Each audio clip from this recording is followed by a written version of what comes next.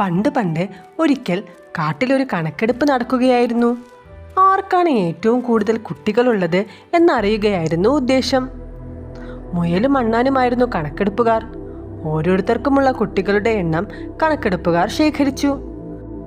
പലർക്കും വലിയ കുടുംബങ്ങളാണുണ്ടായിരുന്നത്. 10ഉം 15ഉം 20ഉമൊക്കെ കുട്ടികൾ സാധാരണമായിരുന്നു അതൊക്കെ. ചിലർക്കൊക്കെ ഒറ്റ പ്രസവത്തിൽ തന്നെ നിരവധി കുട്ടികളുണ്ടായിരുന്നു. അവസാനം കണക്കെടുപ്പ് സംഘം ഒരു സിംഹത്തിന്റെ അടുത്തെത്തി. മൃഗരാജാവേ, അവിടത്തേക്ക് എത്ര കുട്ടികളുണ്ട്? മുയൽ ചോദിച്ചു. 1. സിംഹം മറുപടി നൽകി. എന്ത് അവിശ്വസനീയം തന്നെ! ഒരെണ്ണം മാത്രമോ? മുയൽ ചോദിച്ചു.